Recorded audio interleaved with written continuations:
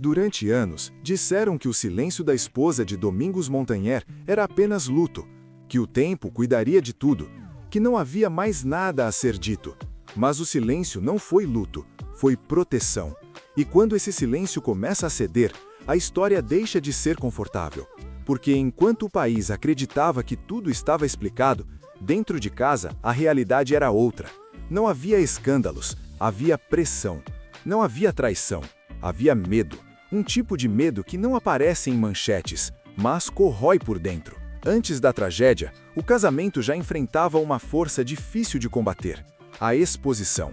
A fama que chegou tarde demais, rápido demais e sem manual. Não foi o sucesso que abalou a relação, foi o que veio junto com ele: boatos, julgamentos e versões criadas por quem nunca esteve ali. Luciana nunca desconfiou do marido. O problema não estava dentro de casa, estava do lado de fora. E quando rumores começaram a circular, não feriram por serem verdadeiros, mas por deixarem claro que, dali em diante, nada seria totalmente protegido. É nesse ponto que a história muda, porque o que aconteceu depois não começa no Rio, nem no dia da tragédia. Começa aqui, no silêncio escolhido, no que foi engolido e no que só agora pode ser dito. A primeira grande turbulência não começou com a tragédia. Começou bem antes, quando a fama atravessou a porta da casa sem pedir licença. Domingos Montanher nunca foi um homem preparado para os holofotes. Ele vinha do circo, do teatro de rua, de uma vida construída com anonimato, disciplina e silêncio. O reconhecimento nacional chegou tarde, rápido e de forma intensa demais para alguém que sempre valorizou a vida privada. Quando passou a integrar o elenco de novelas de grande audiência, tudo mudou. As viagens se tornaram constantes, os dias em casa diminuíram e a exposição passou a fazer parte da rotina do casal. A televisão não mostrava apenas o ator em cena. Ela puxava junto o homem, o marido, o pai. E com isso vinham perguntas, especulações e olhares curiosos que antes não existiam. Luciana sentia que algo estava se transformando. Não era desconfiança, era percepção. A sensação de que o mundo externo começava a invadir um espaço que sempre tinha sido protegido. Domingos, por sua vez, tentava lidar com isso da forma que sabia, em silêncio. Ele não reclamava, não se exaltava, mas o peso aparecia no olhar. Cada comentário atravessado, cada manchete exagerada, cada leitura distorcida parecia se acumular dentro dele. Foi nesse contexto que surgiram os primeiros rumores. Não como fatos, mas como insinuações. Pequenas narrativas criadas a partir de cenas de bastidores, de interações normais entre colegas de trabalho, de fotos tiradas fora de contexto. Nada concreto, mas o suficiente para plantar dúvida em quem observava de fora. Luciana nunca questionou a fidelidade do marido, mas percebeu algo mais perigoso. A exposição começava a corroer a paz. Os boatos não feriam por sugerirem traição, mas por revelarem que, a partir dali, qualquer gesto poderia ser interpretado, distorcido e transformado em história. A intimidade deixava de ser apenas do casal, passava a ser um produto observado. Dentro de casa, o clima mudou. As conversas ficaram mais cuidadosas. Havia uma preocupação constante em proteger os filhos do que poderia surgir. Domingos temia que, no futuro, eles fossem obrigados a conviver com versões que não correspondiam à realidade. Esse medo o consumia mais do que qualquer crítica profissional. Ele aceitava a exposição do ator, mas não sabia lidar com a invasão do homem. Luciana tentou sustentar o equilíbrio, ser firme sem ser dura, compreensiva sem se anular. Mas a pressão externa não diminuía. Ao contrário, aumentava conforme a popularidade do marido crescia. Era como se o sucesso exigisse um preço invisível, cobrado em silêncio, ansiedade e noites mal dormidas. E o casal começava a entender que aquela não seria uma fase passageira. O que eles ainda não sabiam é que aqueles primeiros boatos eram apenas um aviso, uma espécie de aviso. Porque muito em breve, uma narrativa específica ganharia força, sairia do controle e colocaria o casamento diante da sua maior prova emocional até então. Foi nesse ambiente já fragilizado que uma narrativa específica começou a ganhar força. Domingos contracenava com Cléo Pires em uma produção de grande audiência, e a química em cena, algo comum e esperado no ofício, passou a ser lida como um indício de algo que nunca existiu. Bastou isso. Fotos de bastidores, cumprimentos afetuosos e momentos triviais foram arrancados do contexto e costurados em histórias que não pertenciam à realidade do casal. Uma imagem em especial circulou com velocidade. Um abraço rápido, registrado fora do set. Para quem estava de fora, virou prova. Para quem vivia aquilo por dentro, era apenas mais um gesto normal entre colegas. O problema não era a foto, era o que ela autorizava que as pessoas imaginassem.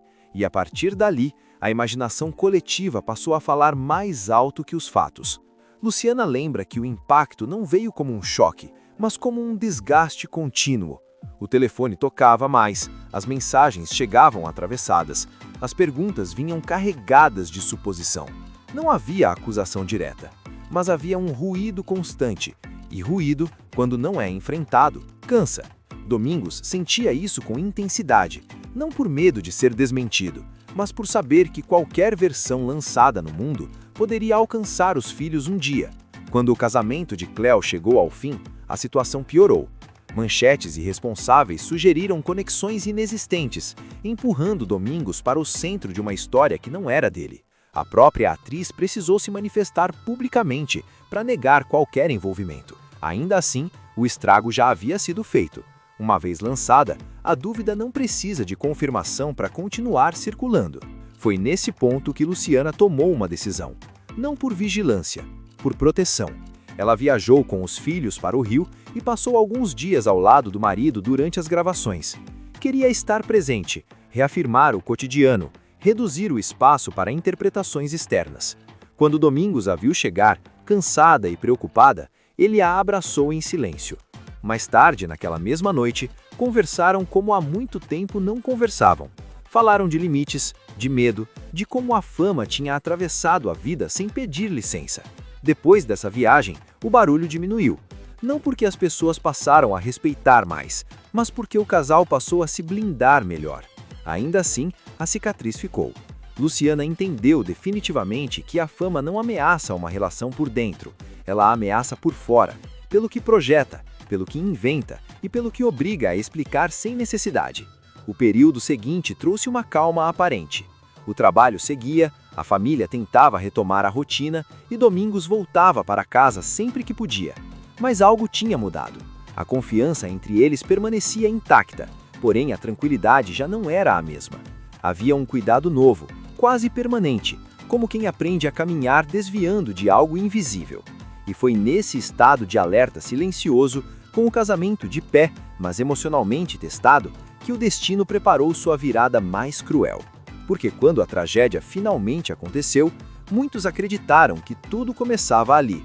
Mas o que ninguém percebeu é que aquela história já vinha sendo escrita havia muito tempo. A tarde de 15 de setembro de 2016 começou como tantas outras durante as gravações. O calor era intenso, o ritmo exaustivo e o intervalo entre uma cena e outra parecia apenas uma pausa comum.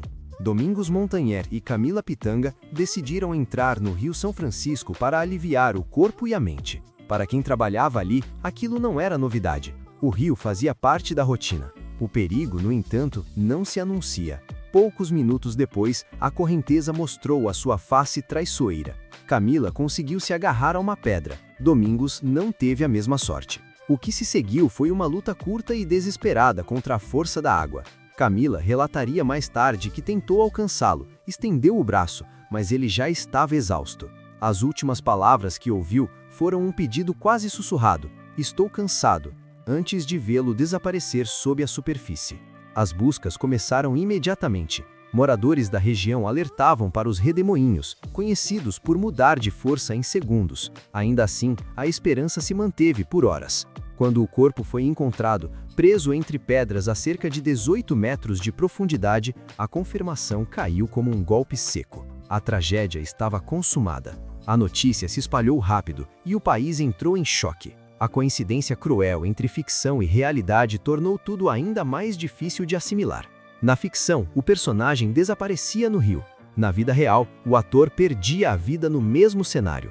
Para muitos, era impossível aceitar aquilo como um acidente. E quando a dor não encontra explicação, ela costuma procurar culpados. Enquanto colegas de elenco choravam e a família tentava compreender o impossível, a internet começou a se mover. não em busca de fatos, mas de versões. Perguntas atravessadas surgiram, teorias começaram a circular, e o choque inicial rapidamente se transformou em julgamento público. A tragédia deixava de ser apenas uma perda humana e passava a ser tratada como um enigma mal resolvido. Camila apareceu em vídeos completamente transtornada, repetindo frases desconexas, tentando explicar algo que ninguém parecia disposto a ouvir. Mesmo assim, parte do público escolheu a desconfiança. Ignoraram testemunhas, ignoraram moradores da região, ignoraram a imprevisibilidade do rio. Era mais fácil criar uma narrativa do que aceitar o acaso. E enquanto tudo isso acontecia diante dos olhos do país, Luciana observava em silêncio. Não por concordar com o que via, mas porque entendia que qualquer palavra dita naquele momento poderia alimentar ainda mais a violência que já estava em curso. A tragédia tinha acontecido, mas algo muito maior estava apenas começando. Nos dias que se seguiram, a comoção deu lugar a algo mais sombrio. À medida que o choque diminuía, crescia a necessidade pública de encontrar explicações rápidas. E quando as explicações não vinham, surgiam as suposições. A internet transformou a tragédia em tribunal. Perguntas atravessadas, insinuações e versões distorcidas passaram a circular como se fossem fatos. No centro desse turbilhão, Camila Pitanga tornou-se alvo de julgamentos cruéis. Ignorando completamente o relato das testemunhas e o histórico do rio, muitos preferiram questionar a presença dela, o momento do mergulho e até a tentativa de resgate. A dor que quem sobreviveu foi colocada sob suspeita e a vítima passou a ser tratada como culpada. Camila, ainda em choque, apareceu em registros visivelmente abalada, tentando explicar o que tinha acontecido. Falava com dificuldade, repetia frases, buscava palavras que não davam conta do trauma. O pai relataria depois a ligação desesperada que recebeu da filha, dizendo que a correnteza tinha levado Domingos. Mesmo assim, a empatia perdeu espaço para a especulação. Para alguns, nenhuma explicação era suficiente. Enquanto isso, do outro lado da dor, Luciana Lima escolhia o silêncio.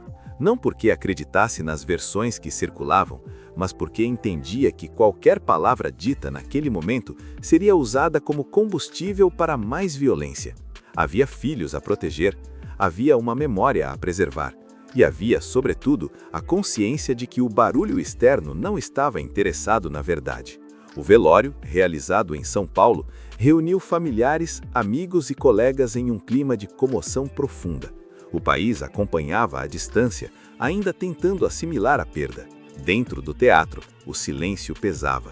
Cânticos foram entoados em homenagem a Domingos, criando um ambiente quase ritualístico, como se todos buscassem algum sentido espiritual para aquela despedida abrupta. Foi ali que um gesto simples desmontou narrativas inteiras.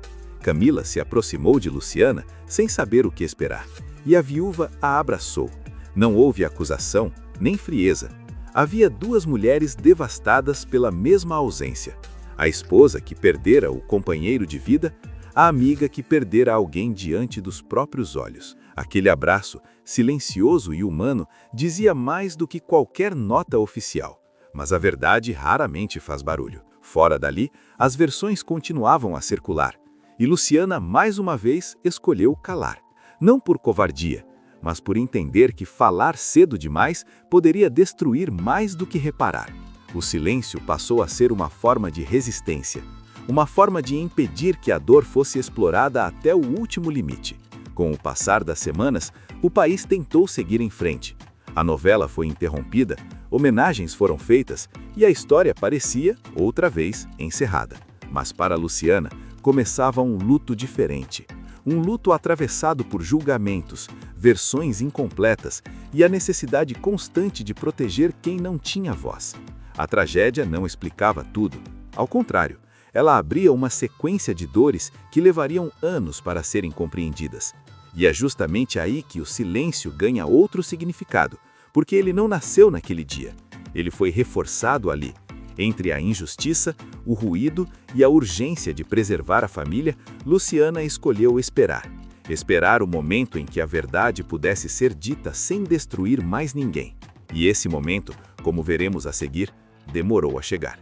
Depois do velório e dos primeiros meses de luto, o Brasil seguiu em frente. A dor coletiva foi se transformando em memória, homenagens e silêncio público.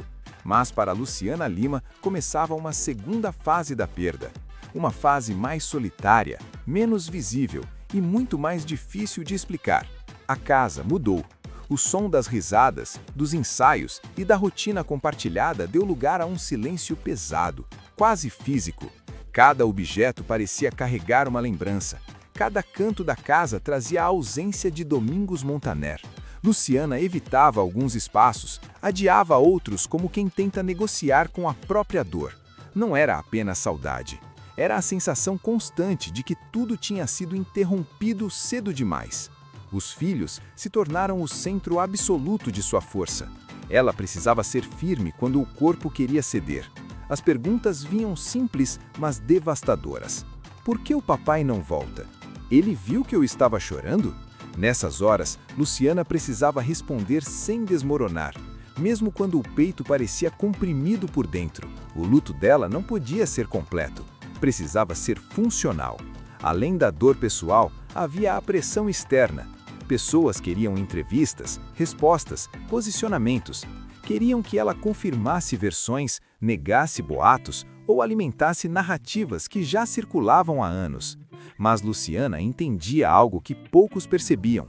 Qualquer palavra dita naquele momento não traria paz, traria mais ruído, e ruído era tudo que ela tentava evitar. O silêncio passou a ser uma escolha estratégica, não para apagar a história, mas para preservá-la. Preservar a memória do marido, a dignidade da família e até a própria sanidade emocional. Havia verdades que precisavam amadurecer antes de serem ditas. Verdades que, se lançadas cedo demais, poderiam ferir pessoas que também estavam tentando sobreviver à tragédia. Com o passar do tempo, Luciana começou a perceber algo incomodado. A história de Domingos estava sendo contada sem ela. Ganhava contornos quase míticos, limpos demais, simplificados demais. O homem sensível, inseguro e humano com quem ela viveu estava sendo substituído por um personagem idealizado. E isso, aos poucos, começou a doer mais do que o próprio silêncio. Ela carregava lembranças que ninguém conhecia, conversas interrompidas, medos nunca ditos em público, fragilidades que não combinavam com o pedestal em que o país havia colocado Domingos. E havia também arrependimentos silenciosos, frases que poderiam ter sido ditas, abraços que poderiam ter sido mais longos, pequenas fissuras que só ganham peso quando o tempo deixa de existir. Luciana entendeu então que o silêncio não era apenas proteção, era também espera. Espera pelo momento em que a dor não fosse mais crua, pelo instante em que falar não fosse um ato de sobrevivência, mas de verdade. E esse momento, embora parecesse distante, começava a se aproximar. Se essa história te fez olhar diferente para o silêncio, deixe o like e se inscreva no canal. Isso ajuda esse vídeo a chegar a mais pessoas que também precisam entender o que ficou por trás dessa tragédia. Escreve nos comentários de onde você está assistindo. Se for de outro país, conta pra gente. É importante saber até onde o Vidas por Trás da Fama está chegando. E se quiser apoiar o canal, o botão Valeu Demais está logo abaixo do joinha. Até o próximo vídeo!